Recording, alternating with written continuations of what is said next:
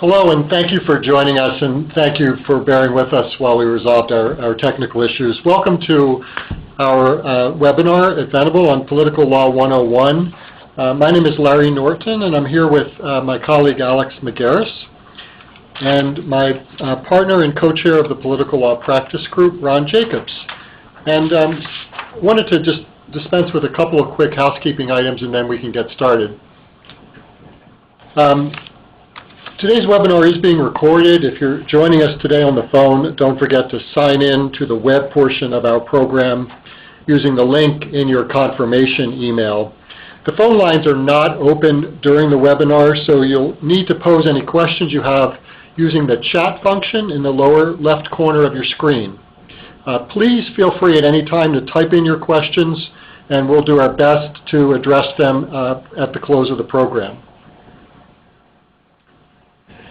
So here's our agenda for today. We're going to try to touch on all areas where engagement with public officials or candidates is subject to regulation. And we anticipate today is really a broad overview and a refresher for many of you. We're planning on doing some follow-up sessions where we drill down a little bit on some topics that are likely to be of more interest. But today we're going to talk about political activity and the state and local pay-to-play laws.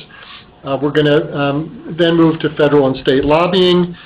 We have a section today on gifts and entertainment, and some final thoughts with some specific steps that your organization or company can take to help manage your risks in this area. Well, it is all about risks and rewards, and as those of you in the government affairs area know, there's lots of opportunity for your business and organizations in engaging with public officials and candidates. At a very bottom line level, it can help protect your business. But getting new laws or regulations adopted can also provide benefits to the company, even advantages over competitors. And engagement with elected officials can simply enhance your reputation, help you down the road in obtaining business and tax incentives and other benefits. There really are very few businesses and associations these days that can simply ignore what government might be doing or not doing. Of course, as we indicate on this slide, with opportunity comes risk. Even the casual observer knows that laws regulating interactions with government officials have been in tremendous flux. Over the last 10 years, we've witnessed enormous change in federal campaign finance and lobbying laws, and a Supreme Court case, Citizens United, that rolled back decades-old restrictions on political spending by corporations and labor organizations. State lobbying laws and local laws have changed too, many of them stretching to cover sales activity and attempts to cultivate goodwill. And there's been a proliferation of pay-to-play laws that are aimed at gifts and political contributions by companies that do business with public agencies and their officers, directors, and key employees. One of the unique features of this area is that there are lots of eyes on what you're doing. Much of the activity is publicly reported and examined by watchdog organizations, the media, regulators, even your competitors. And for that reason, we suggest that compliance really should involve the entire company. Our goal today is to identify opportunities for more effective engagement with government officials while helping you manage your risk.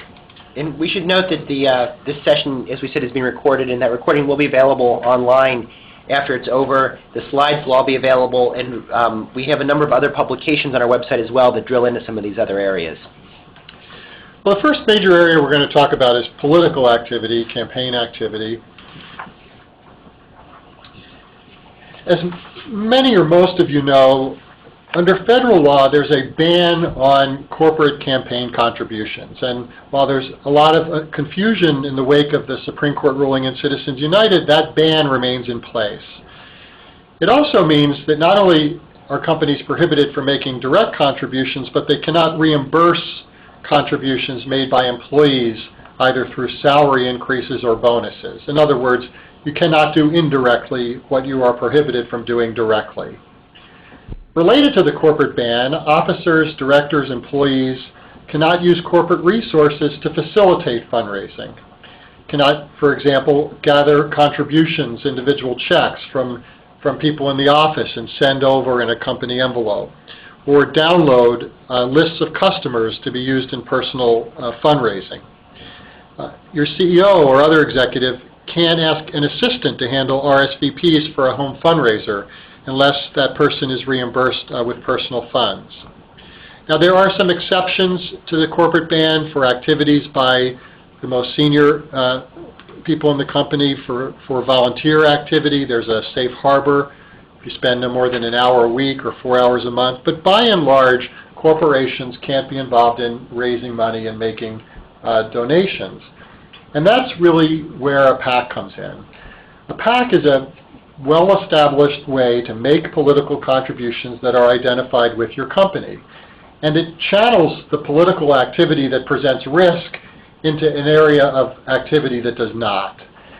A PAC gives your organization an opportunity to support office holders and candidates who get your business and share your concerns, and can enhance your clout on important public policy matters.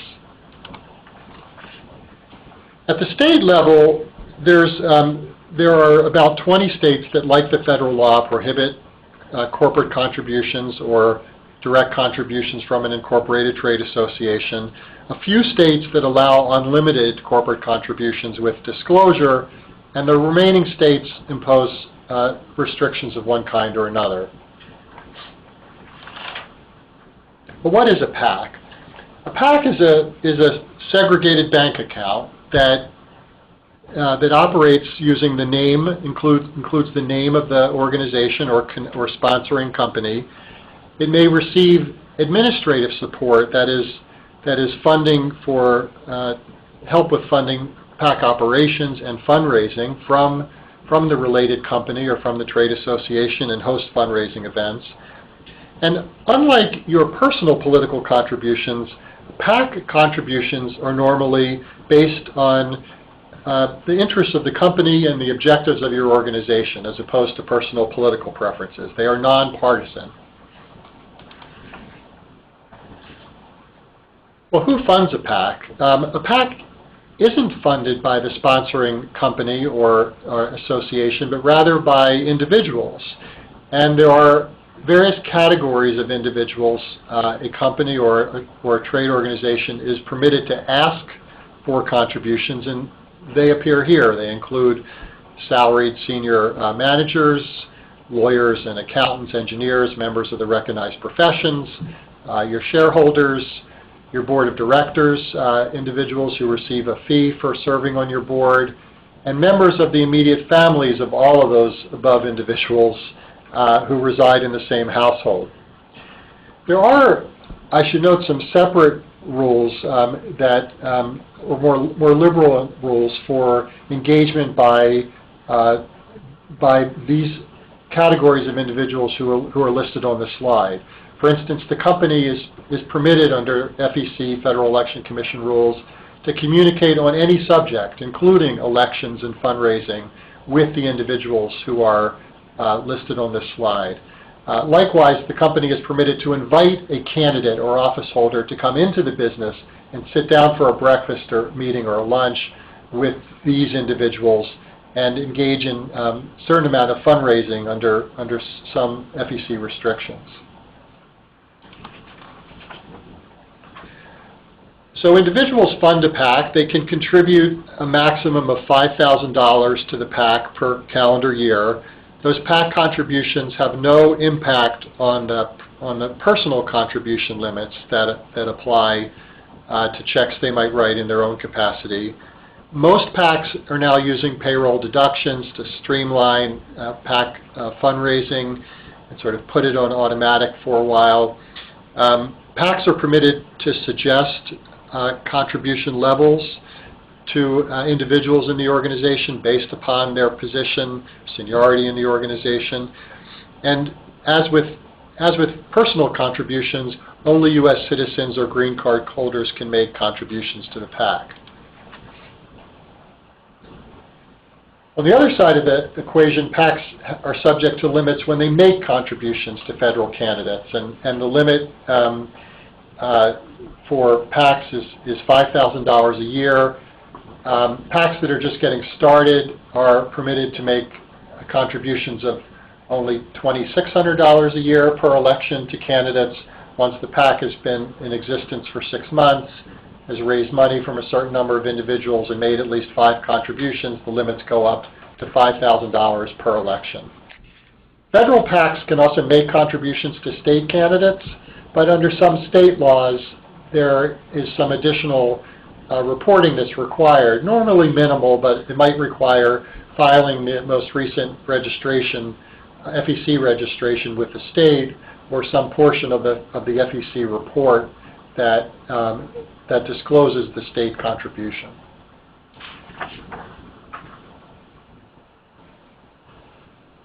Everything the PAC does is disclosed in a report that's filed with the Federal Election Commission. Every donor who contributes more than $200 their contribution is going to be itemized in a Federal Election Commission report. Must include an address, which can be a business address, normally their job title, and the name of their employer. PACs are permitted to solicit not just from the sponsoring organization, but from wholly owned subsidiaries and other organizations that are considered affiliates of the PAC. And again, all that information is online on the Federal Election Commission website and searchable by the public and anyone else, media and others who are interested.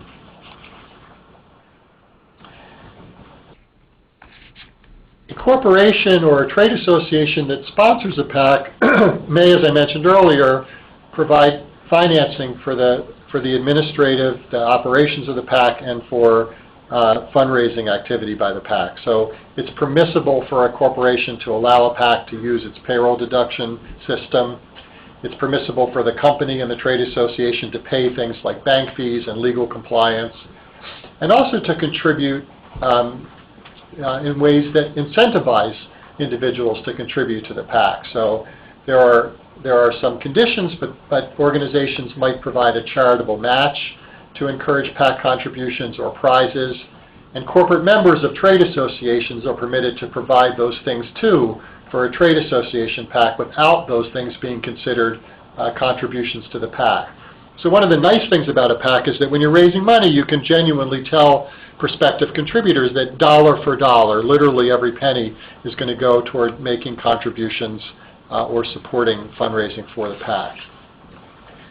Finally, before I turn over to Alex, I wanted to briefly mention Super PACs, which have been much in the news recently and in particular during the last election. The so-called Super PAC is an outgrowth of the Supreme Court's decision in Citizens United. It is an organization that can raise money from individuals and corporations. There's no limit on what individuals can contribute. And the trade-off for the PAC is that it can't make direct contributions to candidates, but it can make independent expenditures, which normally takes the form of ads, but can take the form of other political activity, so long as there's not collaboration with the candidates. One of the things to keep in mind with Super PACs in other political activity is that there has been some skepticism by certain shareholders, by some good government reform kind of groups, and a number of publicly traded companies have taken the position that they won't donate to Super PACs. Their senior executives may be involved, but the company itself doesn't give. So even though corporate contributions are allowed, what we're seeing is that a lot of large companies really haven't played in this space. They've been hesitant to do so to avoid some of the fallout and the negative publicity that comes with those Super PACs. So one extremely dynamic area of political laws is pay-to-play. Pay-to-play laws are state and local laws that ban or restrict political contributions to public officials from government contractors. And in this slide, you'll see a map that shows which states have pay-to-play laws. The red states represent those that do have them. Currently, just under half of the states have such laws on the books. And as I mentioned, this is a relatively dynamic area of the law. The landscape is continually changing as more and more states enact these rules to counter what many see as the outsized influence of corporations in the political process. And we're also seeing municipalities increasingly adopting ordinances that regulate contributions made to local officials by government contractors. Here we have a list that's just illustrative. I mean, it's not exhaustive by any means, and you'll see that there are a number of states where, a number of municipalities that have pay-to-play laws where on the state level they don't even exist. So accordingly, if your company does business with local government entities, you have to be sure to check out how political contributions are regulated on both the state and local level. And pay-to-play laws vary greatly from jurisdiction to jurisdiction. They come in 4 basic flavors. Some jurisdictions flat out ban political contributions by government contractors, either during the term of the contract or for some period before and after the contract. Other jurisdictions restrict or limit the dollar amount of contributions. Some states simply require disclosure of contributions. And finally, some states like New Jersey have hybrid laws that restrict contributions and require disclosure. And depending on the jurisdiction, the laws may be very broad, covering all public contracts, or more narrowly apply to certain contracts. For example, some states only regulate certain industries, such as finance or real estate. Others only kick in for contracts valued over a certain dollar amount. These laws can be very cumbersome and vexing, especially for larger companies, because many states restrict not only contributions made by the entity that holds the contract, but also contributions made by any subsidiaries, parent entities, and affiliates. And to make matters more complicated, many of these laws also apply to certain individuals that are associated with the contracting entity, including officers, directors, employees, and even the spouses and children of those individuals. In other words, the personal contributions made by these individuals are subject to the pay-to-play restrictions. So what's at stake? The consequences of violating pay-to-play laws can be very severe. Impermissible contributions made after a contract is awarded, for example, could result in the contractor losing the contract. In some states, contributions made before an entity even begins the bid solicitation process could disqualify it from obtaining the contract. And so for companies that do a significant amount of business with government agencies, losing a government contract, or even worse, being barred from entering the future contracts, the stakes are particularly high. And while these laws are primarily designed to kind of prevent the next Jack Abramoff or Blagojevich scandal, they often ensnare companies that do not intentionally make a political contribution in exchange for special consideration in the contracting process. For example, in 2007, the president of a New Jersey asphalt company bought 3 tickets to a fundraiser that was sponsored by a local political party for $1,500. Later that year, his company bid on a state highway contract, and even though it was the lowest bidder, it was disqualified from the contract. Also, although it's difficult to quantify, there is considerable reputational risk for companies that violate pay-to-play rules. The media gets very excited about these stories and really tends to zealously cover them. Now I'll turn it over to Ron. Thanks, Alex, and we'll switch gears here a little bit to talk about lobbying as opposed to the political or activities that we were talking about before. We're going to break this up into federal and state lobbying and talk about the regulation of each. And again, as we go through this, we're talking about you're always allowed to lobby. That's a First Amendment protected right. But what we're talking about is when do you have to disclose and how do you have to disclose it. So at the federal level, the question always turns on, do you employ or retain a registered lobbyist? Or do you employ or retain a lobbyist? And the definition of a lobbyist is a person who makes more than one lobbying contact and spends more than 20% of his or her time on lobbying activities in a 3-month period. So the key is to look at that purple portion of an employee's time to figure out if within that portion they're spending more than 20% of their time on the lobbying contacts and then the lobbying activities, the efforts in support of those contacts. And the Lobbying Disclosure Act is really designed around a whole series of nested definitions, so we'll have to unpack lobbying contacts and lobbying activity to talk about these definitions. So the first one we have is, what is a lobbying contact? When is it that you're actually lobbying? A lobbying contact is an oral or written communication with regard to one of 4 kinds of topics. The first is kind of the obvious of what lobbying is. It's a communication that discusses the adoption, modification, introduction, passage of legislation. The second deals with the formulation, modification, or adoption of federal policies or programs. This is a very broad one. if you're trying to influence a policy position of the U.S. government, it's a lobbying contact. The third topic talks about lobbying, discusses contracts and grants and other federal programs. And the fourth one is perhaps less of an issue for many organizations, but it deals with the nomination or the approval of a nomination, the confirmation of a nomination before the Senate. Now, if you have a communication on one of these subjects, it's a lobbying contact if you communicate with a covered official. And the covered officials then have their own set of definitions. On the legislative side, it's everybody. It's the member of Congress down to the scheduler and everyone in between. So if you're talking about one of those four topics with someone on the Hill in a congressional office, it's going to be a lobbying contact because those are covered officials. On the executive branch side, there are different rules. It's a little more narrow. It includes the president and the vice president.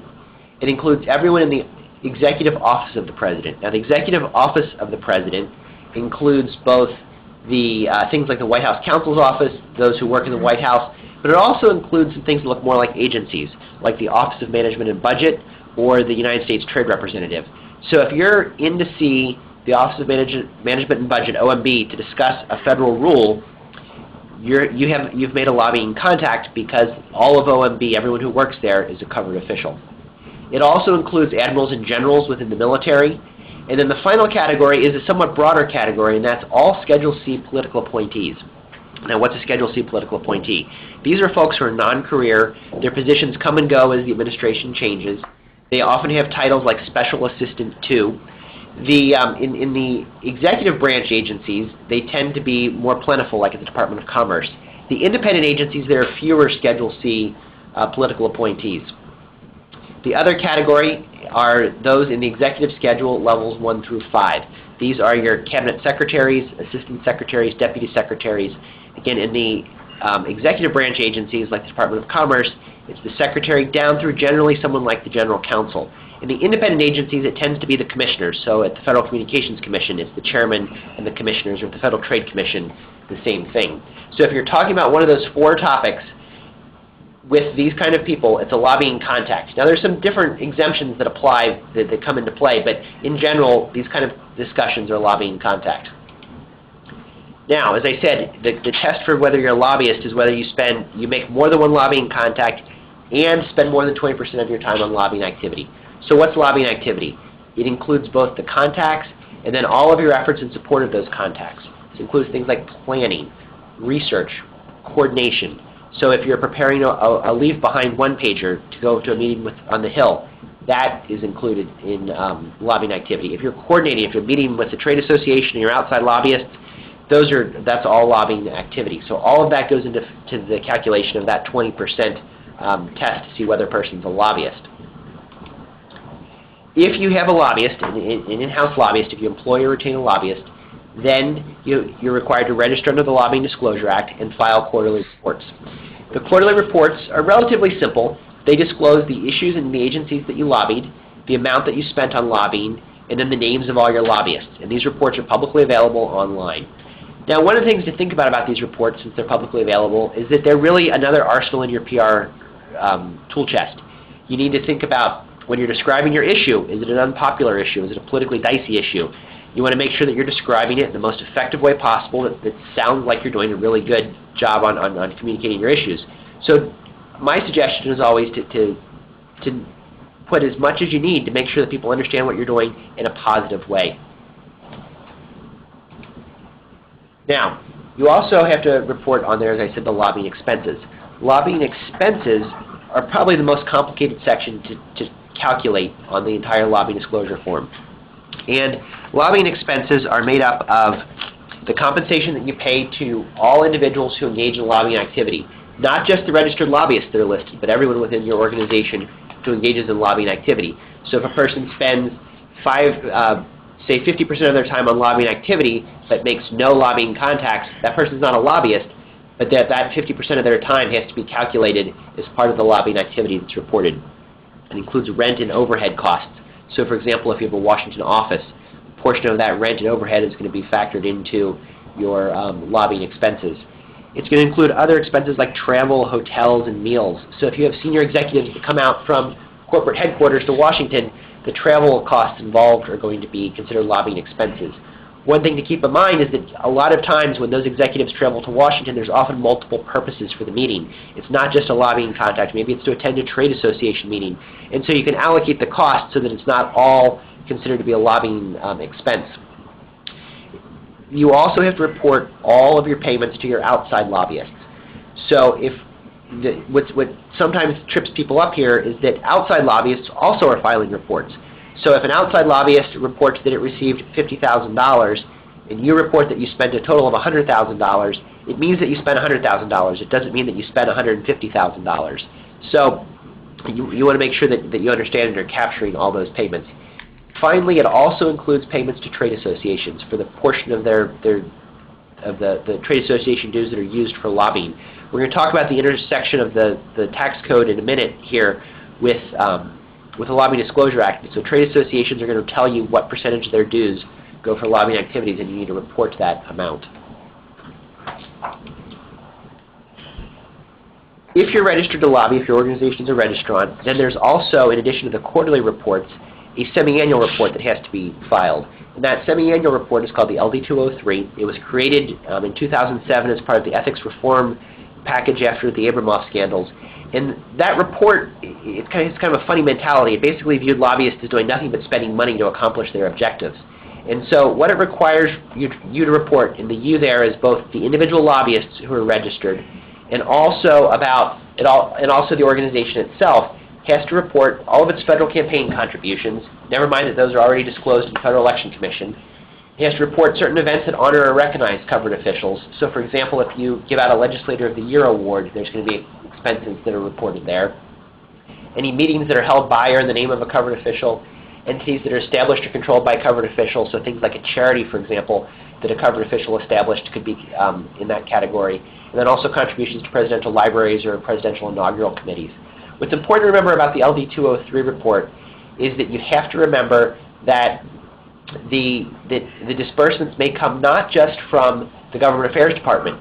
You may have a corporate philanthropy department that makes a contribution to a charity that's controlled by a covered official or established by a covered official. And so you need to make sure you have the right kind of processes in place to capture those kind of payments. I mentioned before, specifically with respect to trade associations, the fact that there's a tax code issue with respect to lobbying. The tax code says that you may not deduct the expenses that are associated with lobbying, the costs associated with those. The problem is that the tax code has one definition of lobbying, and the Lobbying Disclosure Act has another definition. And as we'll talk about in a second, most states have a different definition.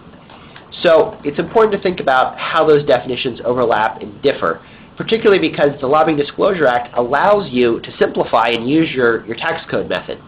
But you can come up with very different results depending on the kind of lobbying you're doing. The LDA does not include state lobbying in its definitions. The tax code, section 162E, does. Grassroots lobbying is generally not included in the Lobbying Disclosure Act, but it is in the tax code. The legislative lobbying definitions are fairly similar. There's slight differences, but in general they're going to capture a lot of the same activity. The executive branch, as we talked about for the LDA, has fairly broad definitions of who's a covered official, whereas the tax code has a much narrower definition and really only reaches the president, certain parts of the executive office of the president, and really cabinet-level officials and the deputy, one below for the deputy. There's also a difference that the LDA doesn't capture international lobbying, but the tax code does. So as a result, you may decide you want to simplify your lobbying reporting and use the tax code method, but at the end of the day, it may result in a much higher number, so you want to make sure you're taking into consideration how that's going to look and how best you want to report that.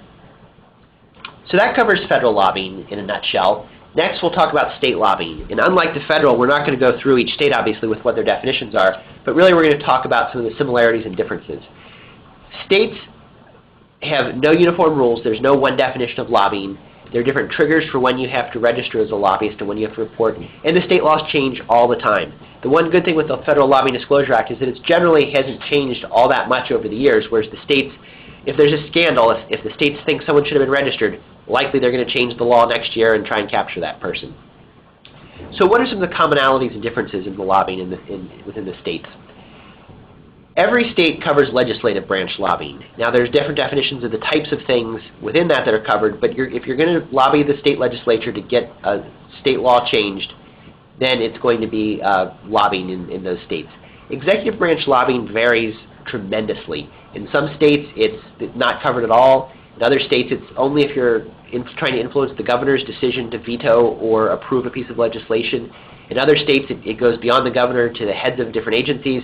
And in some states, it's virtually all contact with executive branch officials, unless it's in sort of a formal legal proceeding.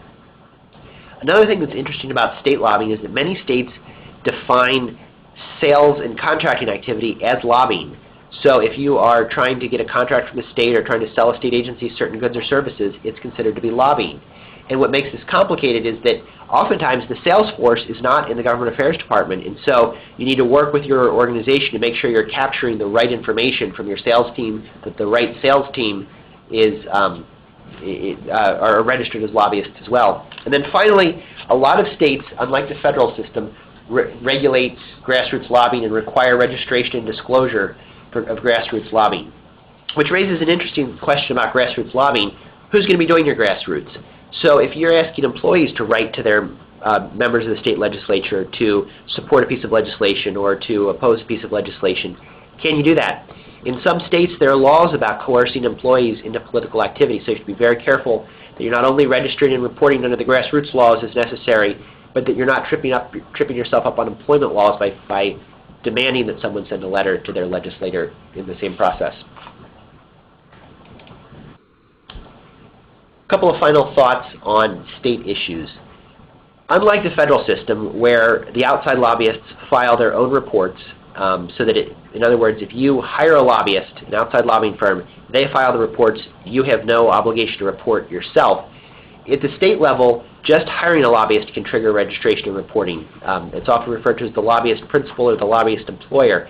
So you hire a contract lobbyist in a state, they go and do their thing, and you're still responsible for filing reports that covers those lobbyists. A number of states actually treat things like goodwill lobbying as lobbying. So taking someone to lunch without a particular agenda item, just to get to know that member of the legislature better, is considered to be lobbying and has to be registered and reported.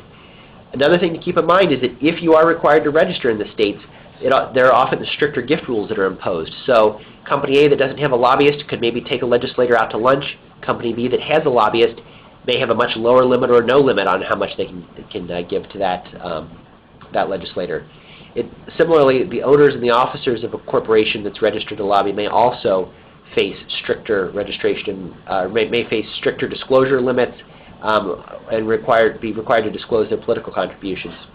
And finally, a number of states include various training requirements and certification requirements for registered lobbyists. So it's important to know that, for example, if one of your employees registers as a lobbyist in California, that person has to go out and take a training session in Sacramento and get a photo ID badge made. So it's important to understand the implications of having employees registered to lobby.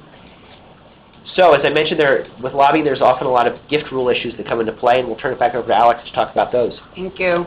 So interactions with government officials and employees also are regulated by federal, state, and local rules of ethics. And while the rules vary among jurisdictions, there are some common factors. First, most of the rules broadly prohibit the giving or limit the dollar amount of gifts to public employees, but then include various exceptions, and some of them we'll discuss in some detail today. Second, the restrictions typically apply to gifts given to all government employees and not just elected officials. Also, lobbyists, entities that employ or retain lobbyists, and government contractors usually are subject to stricter requirements. And finally, several jurisdictions require that either the donor or the recipient of the gift report the gift. So what is a gift? Like the pay-to-play rules, these gift rules are designed to curb corruption. What typically comes to mind when you think of gifts to public officials are stories of lavish dinners or offering a public official use of the corporate jet. However, these rules are much broader than that and generally define gifts to mean anything of value. This brings in all kinds of things, such as offering tickets to an official to a charity event, providing refreshments at a conference, awarding a lawmaker a plaque, or reimbursing an official for travel related to his participation in a symposium that your trade association, for example, sponsored. Because most of these ethics rules, including the federal rules, define gifts so broadly, they feature many exceptions which allow government officials and employees to interact with their constituents and with their friends and families. Today we're going to take a closer look at the federal rules and a handful of the exceptions that are built into them. Here we have a breakdown of the basic gift rules that apply to officials and employees of the federal government. In the red column, we have the rules that apply to members of Congress and their staff. The basic rule here is that individuals registered as lobbyists under the Lobbying Disclosure Act and those entities that employ or retain lobbyists cannot give any gift or travel to any member of Congress or staffer unless an exemption applies. For non-lobbyists, on the other hand, they can give gifts valued under $50. For employees of the executive branch, gifts of $20 or less are permitted. There is a $50 per year total maximum. There is no distinction between lobbyists and non-lobbyists. Anything above $20 must fall under an exemption. And then finally, federal political appointees are subject to stricter rules, which were adopted by executive order in 2009. A political appointee is an individual appointed by the president or vice president, non-career senior executive service appointments, and all Schedule C appointments. Under those rules, gifts from registered lobbyists and from organizations registered under the Lobbying Disclosure Act to political appointees are prohibited unless an exemption applies. And I'll quickly note here that there are very few exemptions under the executive order. So let's dive into some of these exemptions. Organizations that want to invite public officials to a conference, for example, or panel discussion may be able to take advantage of the widely attended events exception. To do so, however, you have to meet very specific criteria, and they differ depending on the official you're dealing with. Looking at the first row across the top, members of Congress and staff can attend an event for free if it meets 3 criteria. First, the invitation to the event has to be extended by the sponsor of the event. The sponsor of the event is the organization that plans the event, and it's not necessarily the organization that pays for it. Second, the invited official must either be speaking at the event, or he has to otherwise determine that attendance is related to his official duties. And then third, the event must be widely attended, which means more than 25 of the attendees are not from Congress, and the audience consists of individuals from a given industry or profession, or represents a wide range of persons interested in a particular matter. Moving to the second and third rows, you'll see that the criteria for political appointees and executive branch employees are stricter. In particular, note that a political appointee generally will not be able to attend a conference or symposium or panel discussion for free unless he is a featured speaker. If an event the organization wants to throw does qualify as a widely attended event, officials and employees can accept free attendance and food, and for lawmakers and their staff, they can also accept local travel to the event. Under the House and Senate rules, members generally can visit a company's facility and partake in food and refreshments in a group setting, so long as that site is located in the center of state or the member's own district. Under House rules, local transportation to that site may be provided, but that's not the case under the Senate rules. So you have to keep in mind these distinctions between the 2 chambers. The key here is that lobbyists may not participate in the planning of the event or make the travel arrangements. And so when you're considering inviting a public official to your facility, be careful not to get the lobbyists involved too much. Another exception allows federal officials and employees to attend receptions hosted by private entities, such as an annual Christmas cocktail reception. Unlike the widely attended events exception, however, the nature of the audience or who extends the invitation is not relevant. However, officials may only accept food or refreshments that are typically served at a reception, such as hors d'oeuvres, or served at a morning meeting, such as coffee and bagels. They are not allowed to accept anything that's considered a sit-down meal, no matter how nominal the cost. So, no hot dogs, no pizza. The exception does not apply to one-on-one situations. The executive branch version of this exemption does provide a price cap on what could be spent. So as a result, employees of the executive branch often pay to attend these receptions, and that's very common. Political appointees cannot accept reception-style food unless they're speaking at the event. The House and Senate rules also expressly exempt attendance at a charity fundraiser. The two criteria to meet here are, first, the primary purpose of the event has to be to actually raise money for a charitable purpose. In other words, the event cannot simply celebrate or award the work of a charity or a fundraiser.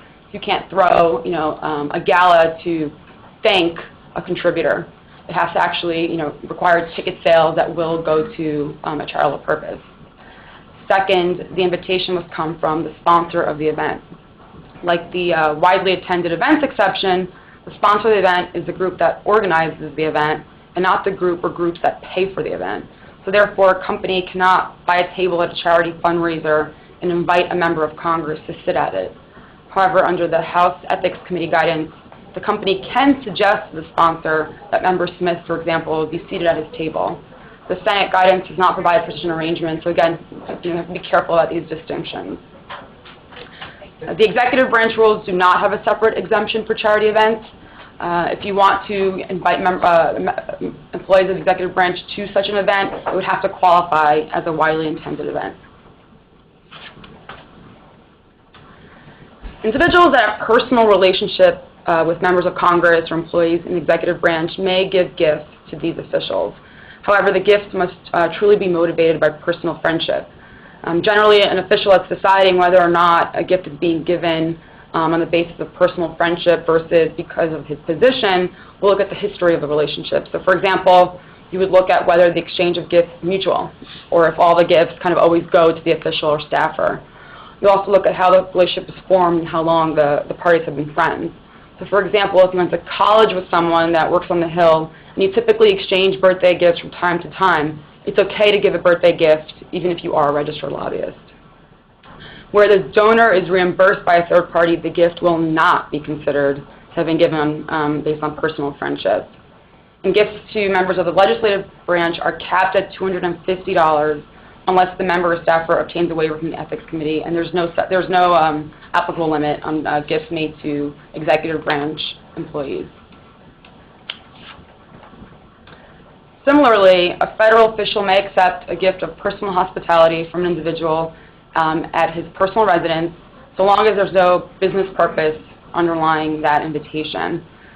Again, a donor cannot seek reimbursement from his employer for such an invitation. And if the invitation comes from a registered lobbyist, you really have to meet the criteria of the personal friendship exemption that we just discussed. So in other words, the offer may not be motivated by a reason other than personal friendship. And if for members of Congress and their staff, if the value of hospitality exceeds $250, the official has to seek prior approval. Fortunately, we do not have time to go over all the federal gift rule exemptions, but you should be aware that there are many out there. For example, we have worked with clients that have provided samples of their products to their state senator, which may be permissible under two different exemptions. One allows gifts of home state products, and there's another one that allows for promotional materials to be given to members of Congress. Companies that participate in trade shows where they host booths often ask if they can give out items, like pens or stress balls without worrying about tripping up on these gift prohibitions. There is an exemption that under the congressional and executive branch rules for small items of nominal value. The bottom line here is that while the gift rules are very broad, there are dozens of carve-outs that may permit a proposed gift. Turning to the state rules, of course, we don't have time to go over all of the state rules of ethics, but suffice to say that most states prohibit the provision of gifts and travel to public employees at some level. Like the federal rules, state laws often treat legislative and executive branches differently.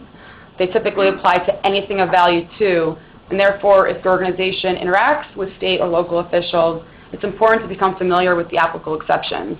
A general rule of thumb that we encourage our clients to follow is that if a gift appears improper or questionable, then you should not give it, even if it technically can be fit under an exception. Like the pay-to-play rules, violations of the ethics rules garner a lot of negative publicity and media coverage, no matter how small or innocent the purported gift was. And with that, I will turn that back over to Ron and Larry. Well, thank you, Alex. We wanted to wrap up with some final thoughts to sort of bring this together, and in particular, to focus on some concrete steps that we recommend that help you manage risk in this area. And the first two really are critical for any organization interacting with public officials, and that is that you need to have simple and clear policies and procedures governing the kinds of things we talked about. What are the clear do's and don'ts? When does someone need to get approval before they can interact with a government official or make a gift? Who do they go to if they perceive there to be a problem? And training is a very important part of all of this, not just for the folks who are involved in lobbying, but any of your employees or officials, whether they be salespeople or high-level executives who interact even occasionally with government officials. Sometimes the policies and procedures are embodied in a code of conduct or code of ethics. We recommend that you update those at least once a year and do training at least once a year. And if you have a problem where someone simply, there's an inadvertent violation or someone who understood the rules didn't abide by the rules, the best thing you can be able to say when a regulator comes knocking is that we implemented appropriate policies and training, and we simply can't monitor everyone, but we're as careful as we could be. Important for employees to know who's responsible for answering questions in this area, and ideally, and it's not always feasible, but ideally separate responsibility for government relations and legal compliance, so that who's ever actually doing the lobbying isn't the last set of eyes on a disclosure report that has all sorts of ramifications for the organization beyond government affairs. A couple other final points as you develop your policies and procedures. Remember to have your procedures cover your outside consultants, your outside lobbyists. Particularly as we talked about at the state level, their activities may require you to file a report, so you want to make sure that you're capturing their information, perhaps requiring them to submit their reports before they're filed so you know what your consultants are going to say. Make sure that they agree to abide by all the gift rules so that you don't have an outside consultant that goes off the reservation and causes a problem. One thing that I suggest in that regard is be very careful when you're reviewing invoices from your lobbyist. Are there expenses on there that shouldn't be approved because they're impermissible gifts? Make sure that you've got a process in place to pre-approve gifts. If a person wants to take someone out to lunch or to dinner, make sure that they've got a system, either a checklist or a particular person that can say, okay, yeah, that fits within the limits or the exceptions. Make sure that you're tracking your time on lobbying activities. We talked about the fact that at the federal level in particular, and a lot of states as well, you have to allocate a portion of people's time to lobbying and include that in your lobbying expenses. And so even non-lobbyists have to track their time and make sure that it's covered. And the final point here is to make sure that if you're covered by the pay-to-play rules, which again, if you're involved in efforts to receive state contracts or to sell things to the states, you want to make sure that you've got a process in place that protects the company. As we said, there's a lot of the state rules often apply to executives associated with the company, not just the company itself or its PAC. So you want to make sure that you have a prior approval process so that an executive's personal contribution doesn't inadvertently trip up the company with respect to being able to accept a contribution. And we've had a lot of discussion today of the risks associated with political activity, but we really don't want to be overly pessimistic here. The goal here for political involvement is to help your company, to help your association, to establish goodwill, to enact legislation and laws that's helpful to you. So the idea is to do it in a way that complies with all of the laws, that you're not going to get in trouble for not reporting, that you're not going to get crosswise with your shareholders because you weren't disclosing things appropriately. You have on there, ask first, and frankly, we find that if someone asks the question before the dinner, before the conference, there's normally a way to achieve your goals. It might require tweaking some of the plans, but it's a whole lot more difficult after the fact to try to get right by the law and to do some advanced planning and make sure you can accomplish your goals. And our final point is don't lose sight of what your mother taught you. I mean, there are a lot of complicated, very technical rules, particularly in the gift area, but it's always a good idea to sort of take a step back and say, well, even if this complies, is this something that we would be comfortable with if it appeared on the front page of the Washington Post or whatever your local newspaper is? And so there's a real practical component to, I think, this entire area. Well, that takes us to the end of our presentation today. Thank you very much for attending today. We, just to let you know, as some people have asked, the slides will be available online. The recording of the session will be available online. You see the website, we're going to be able to find it there. We have a number of other publications available to unpack some of these topics in a little more detail. Be sure to check those out on the website. And also, because this is an area of law that's changing, where there's new developments all the time, we've created a blog, thepoliticallawbriefing.com. So we have a link there where you can check out the blog, and also to subscribe so that you can get updates when we do post new content in your email. We've hopefully can provide some almost real-time updates and help get some thoughts on what's going on in a changing environment. And now we've had a few questions that we'll answer, and be sure to ask your questions. We've got a lot. We've got the chat available, so we're happy to answer questions that come up.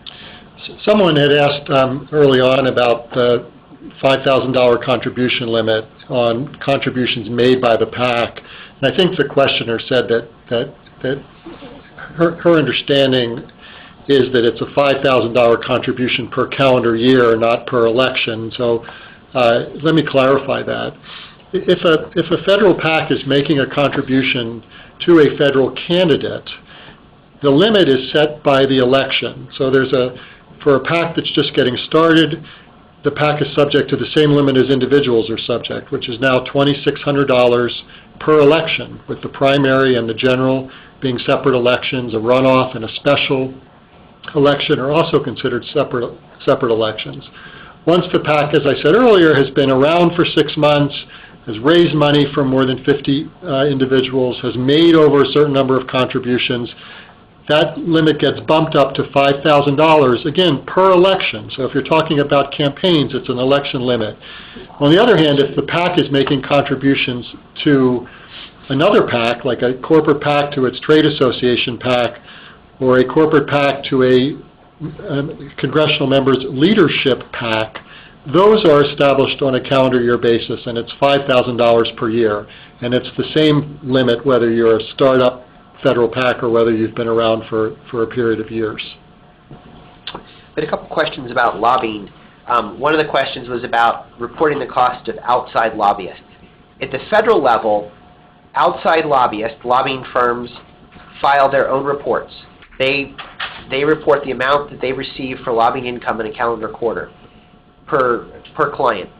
If you have someone in-house who crosses that 20% threshold and makes more than one lobbying contact such that your organization has to register itself, you also have to file a lobbying report. And what happens then is that you report your internal costs, your staff time and your expenses, and also the amount that you pay to your outside lobbyists in there. So there's a bit of, it looks like double counting, but both sides of the equation, the outside lobbyist and the inside lobbyist, have to disclose that amount.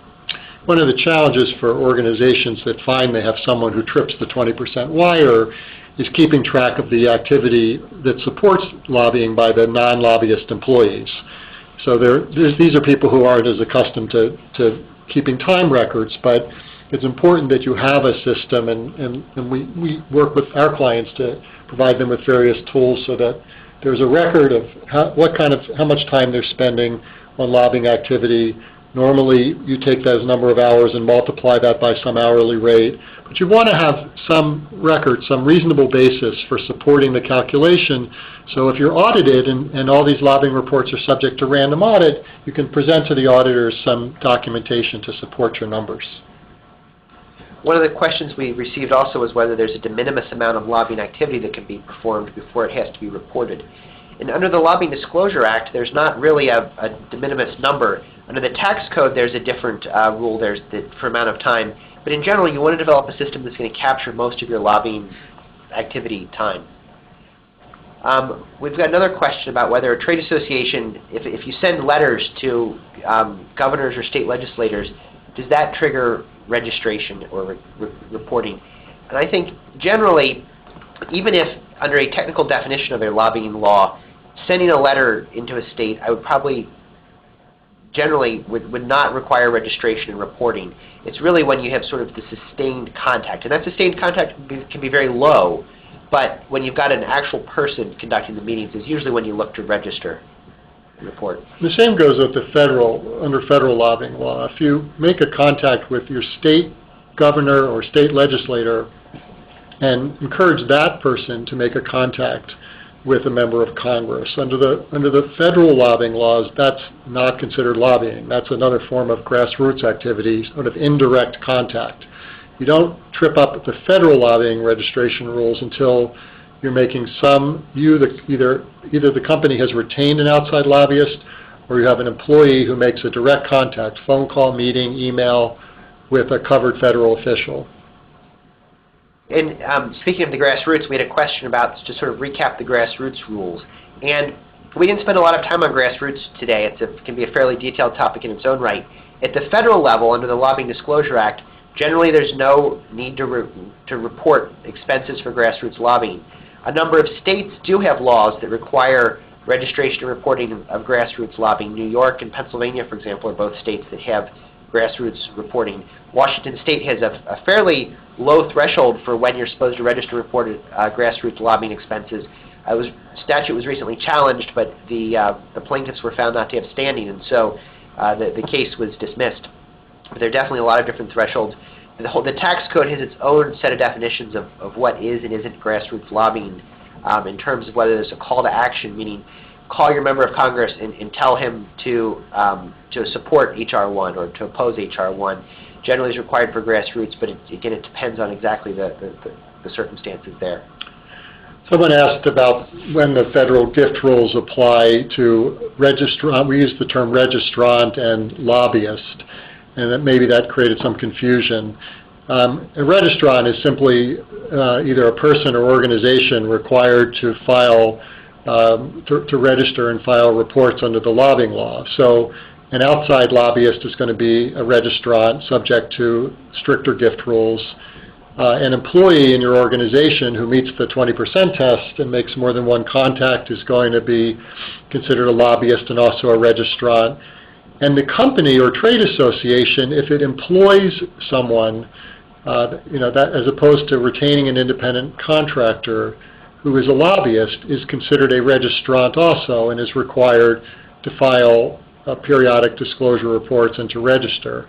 So all of those individuals and organizations, the outside lobbyist, the in-house person who spends more than 20% of his or her time and makes more than one direct contact with covered officials, and the organization that employs an individual lobbyist, all are considered registrants and all are subject to the tighter gift rules that were adopted in 2007. And where the distinction between a lobbyist and just a non-lobbyist employee of a registrant comes into play is that the non-lobbyist is subject for the legislative branch to a $50 gift limit. So you don't necessarily have to have a pre-existing friendship to take a staffer to a $30 lunch if you're not a lobbyist. A lobbyist, on the other hand, has to have that pre-existing friendship in order to take a person to lunch. In both cases, the organization that's a registrant cannot expense that meal. So even the non-lobbyist who takes a staff person out to lunch who has a $50 gift limit can't seek reimbursement from his company if the company is a registrant, because then it's a gift from the registrant and not from the individual. I think we've come to the end of our questions. We want to thank you again for joining us.